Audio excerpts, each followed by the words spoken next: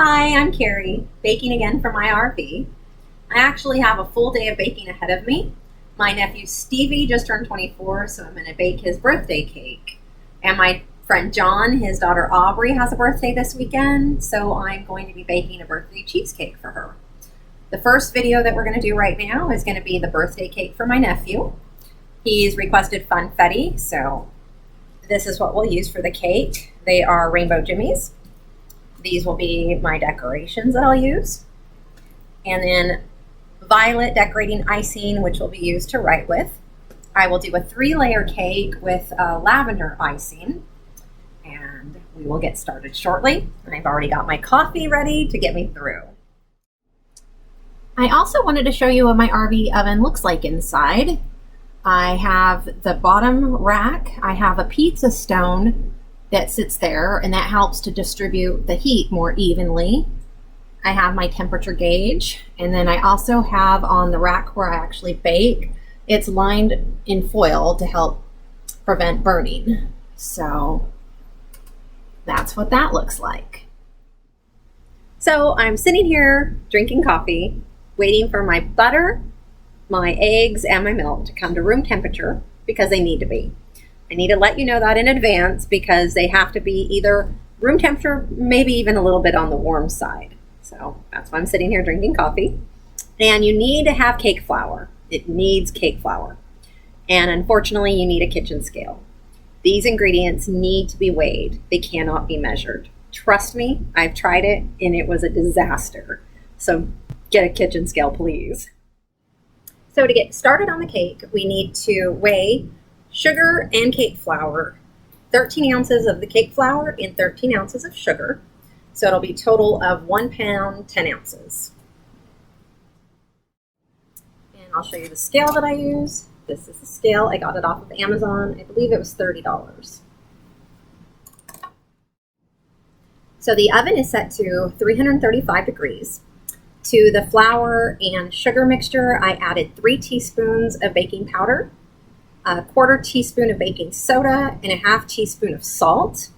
You're going to use the paddle attachment, and you're also going to use your butter, which is 8 ounces of butter, unsalted, and you're going to cut them into chunks, slices, whatever, just so they're not the full stick going inside. We're going to use the reverse creaming method. So you're going to put your butter in as it's mixing on the lowest speed, and you'll mix it until it's like a coarse sand mixture.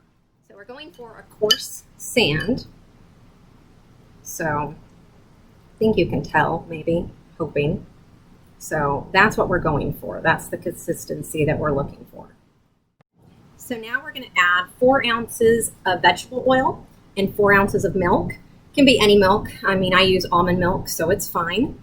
So we're going to put this on the medium speed. So on the KitchenAid, it's going to be 4. And we're going to set our timer for 2 minutes. It has to be 2 minutes. So it mixed for 2 minutes. Now you're going to just scrape the bowl to make sure there was no flour that didn't get mixed underneath.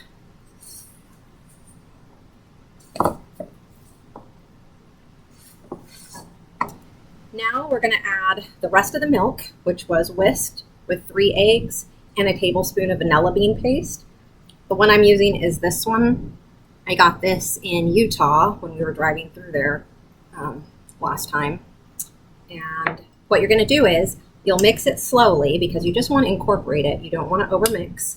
You're going to do it in 3 parts. You'll put in a little bit, mix it for a little bit just to incorporate it, put in another, dump another part in, and then halfway through, you're going to scrape the bowl again just to make sure everything is incorporated. So just do it on the lowest setting.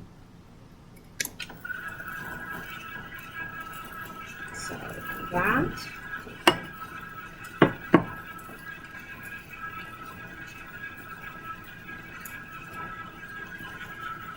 Now we're going to scrape the bowl just to make sure it's incorporated and there's nothing underneath. Okay, so now I'm going to add the rest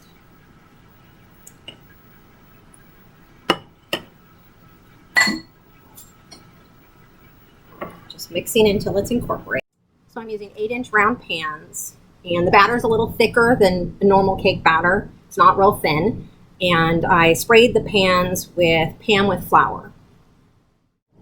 So you're going to bake them for about 30 minutes. Don't open the oven at all until 30 minutes has passed, because if you open the oven too soon, it can cause a cake to collapse. So we don't want that. Once you check on it, you want to make sure that the middle of the cake, when you touch it, kind of springs back. You can use the toothpick test. This one, you kind of want the toothpick to come out clean. So once it's done, I can show you and we'll see. And as we wait, I'll probably start the buttercream next. So when I put my batter into my first pan, I realized I forgot to add the rainbow jimmies. So I put in about 3/4 cups in the last part of the batter. So you'll probably see once we cut into the cake that not every layer has them, but it's okay. I'm sure my nephew won't be disappointed. So I've taken them out, and it took about 40 minutes. So it's springy. I don't think you can see, but anyways, it is. And once you put the toothpick in, when you take it out, there's a tiny bit of crumbs on it, which to me is good. It doesn't have to be entirely clean because it will still cook for the 10 minutes that it's sitting in the pan still. Here is the buttercream. I don't know if you can tell, it's a lavender color. I used lavender for this one.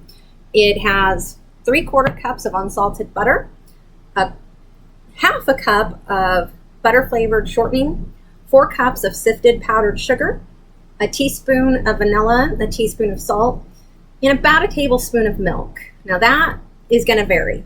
What you're doing with the milk, it's going to help cut the graininess out of the buttercream because the sugar kind of gets grainy.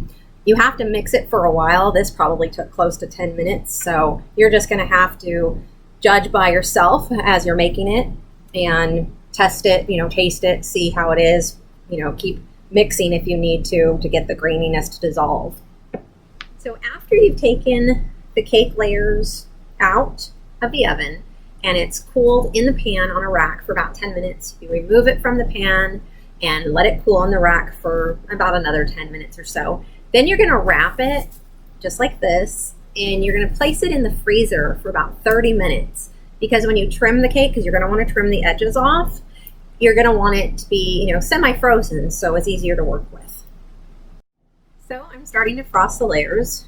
It's going to be 4 layers, so since I made a mistake and accidentally forgot to put the Funfetti jimmies inside the first batter, I decided to alternate, so it's going to be a Funfetti layer, then a plain layer, and so on. Now I'm starting to frost. Since I made that first mistake where I forgot to put the rainbow jimmies in the first 2 layers, I decided to do alternating layers. So the first layer will be Funfetti and then, alternate. So it's going to be 4 layers. So this will be the first layer. So I got this little tool here, and I say you can use it to smooth out your frosting. So I'm trying that right now, and it seems to be working.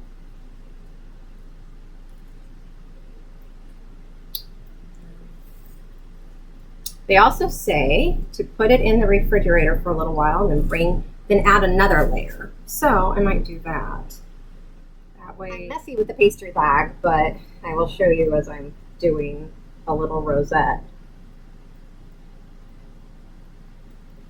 So, but yeah, I'm messy. I don't like recording it.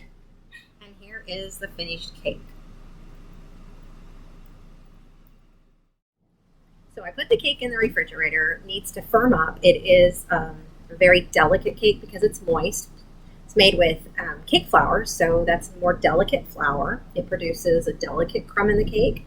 And when we slice into it, you're going to notice that the crumb is very tight. It doesn't have any large holes. That is because of the reverse creaming method as well as the cake flour. So you'll see that. I'm getting excited to take my nephew his birthday cake. I can't wait for him to see it, and I definitely want to taste it. It'll be unlike any other birthday celebration I've had before since we are in a pandemic, so it will be a social distancing get together. We'll have less than 10 people. It'll be in a backyard, so we make sure we can maintain the 6-foot distance from one another. Of course, make sure we have to bring our masks and sanitizer.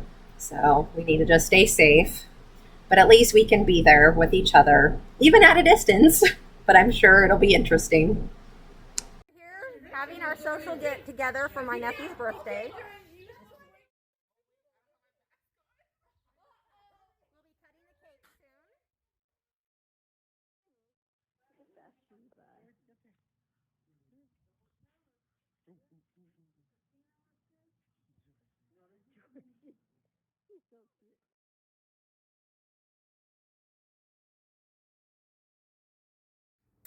Here is the cake sliced, and you can see the crumb. It's nice and tight. There's no large holes. And as you cut into it, you can see how soft and fluffy it is.